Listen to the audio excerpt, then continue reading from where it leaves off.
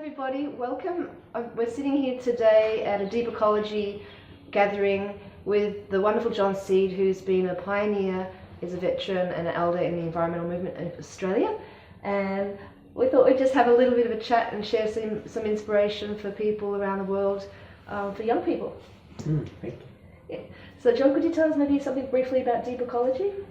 Well, Deep Ecology is a philosophy of nature which sees that underlying all of the symptoms of the environmental crisis is a psychological or a spiritual crisis in modern human beings, and this is the illusion of separation between human beings and the rest of the natural world.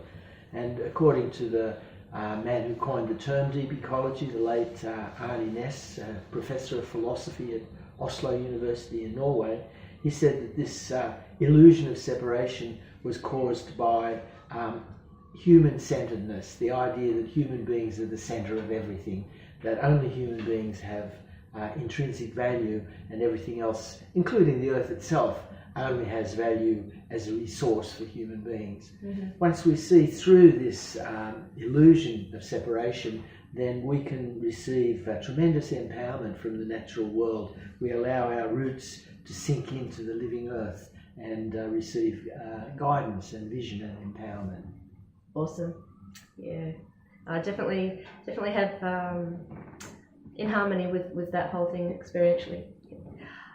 So could you tell us briefly what your work has been since the 70s? Well, I've been involved in the conservation of rainforests, first in Australia and later elsewhere in the world. And we had tremendous successes in Australia in the late 70s and early 80s. We were able to protect the subtropical rainforests of New South Wales, the temperate rainforests of Tasmania, and the tropical rainforests of far north Queensland. And these were declared national parks and eventually received World Heritage listing as a result of the direct actions that people took, that we blockaded the logging and the clearing, and we climbed up into the trees and chained ourselves to bulldozers and got arrested. And as a result of that, hundreds of thousands of hectares of some of the most biodiverse forests in the world have been protected. So I've had the personal experience that taking direct action like this, non-violent direct action, can be tremendously powerful. And we then went on to work in rainforests in South America and Southeast Asia, and have continued to do this work. But by the mid-80s, in spite of our successes in Australia, it became clear that there was no way to save the planet one forest at a time. That unless we could address these underlying psychological or spiritual issues that allow modern humans to imagine that we can profit from the destruction of our own life support systems, clearly these actions weren't going to be sufficient.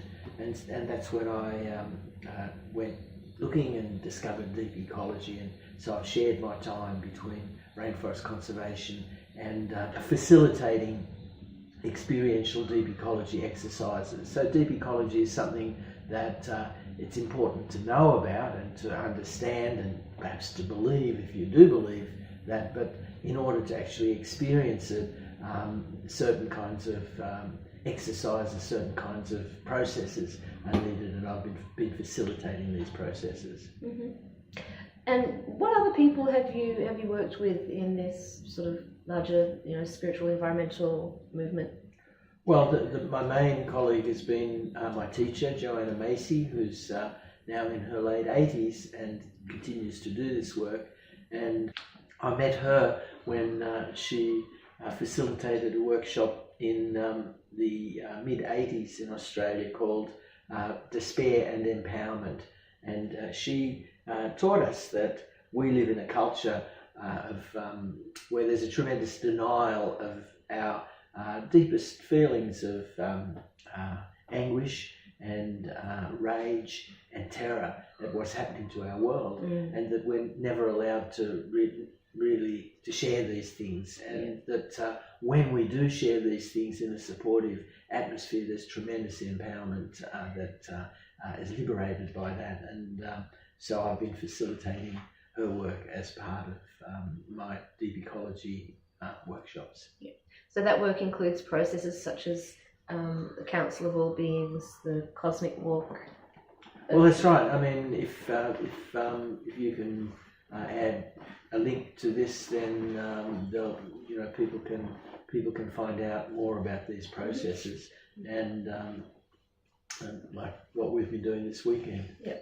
So if people want to find out more about your work, what's the website?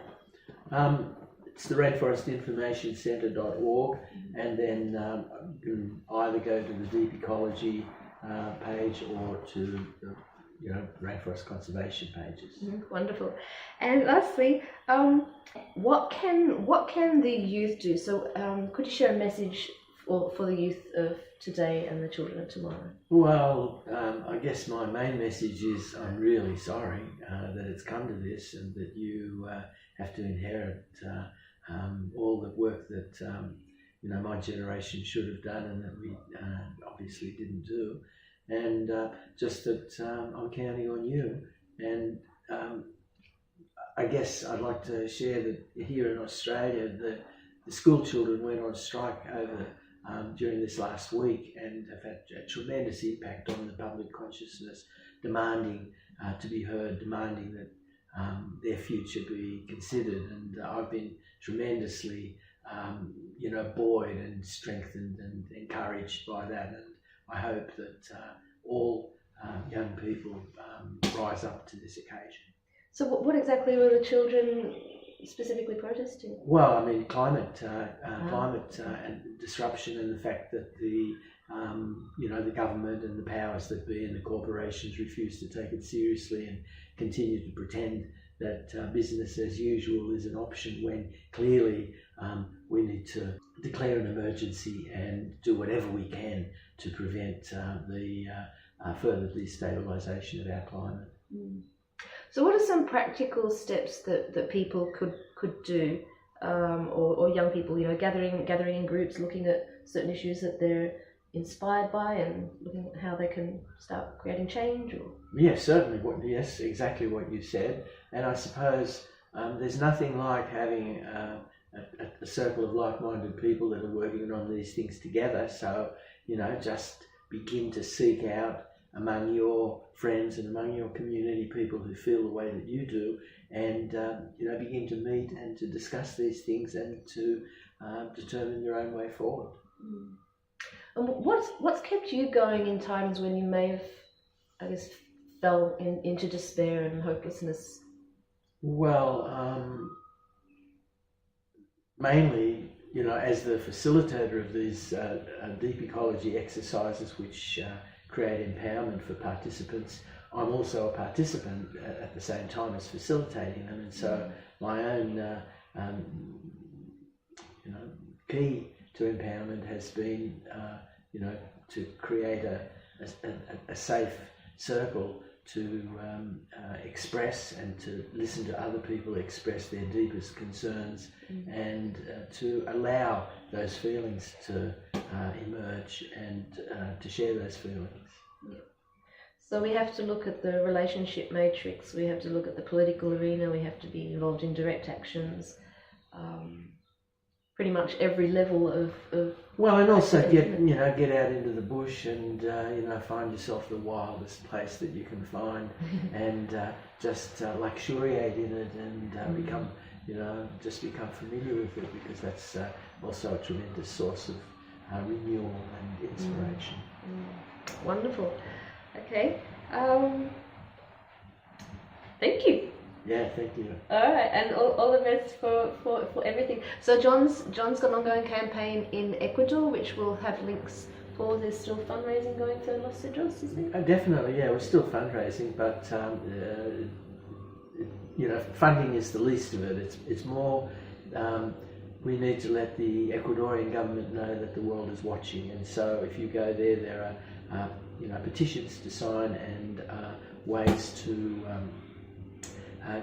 ideas for how to spread the word among your friends and community and social media and so on, because we need, for the first time in living memory, the courts in Ecuador have ruled against the mining industry, which is destroying the rainforest there. And the reason for that is that they were given courage by the amount of international attention that's being directed. And so that's what we need more of. Do you think the rights of nature, it's not really a treaty, it's a declaration, would you call it? Well, it's a passage in the Ecuadorian constitution. Ecuador is the first country in the world to include the rights of nature in its constitution. So we hope that will spread around the world. I know in New Zealand there's been rivers that have been given personhood status, protected under the law. Yeah. So there's great change happening, and we really want everyone to know that they can make a tremendous difference. Every little pebble in the pond sends out ripples, so don't be afraid to make a big splash. Indeed. Thank you very much, John. Thank you. Big blessings. And from my heart and everybody's heart, just huge thanks for your care and your love and just doing the work. It's amazing. Awesome. Thank you.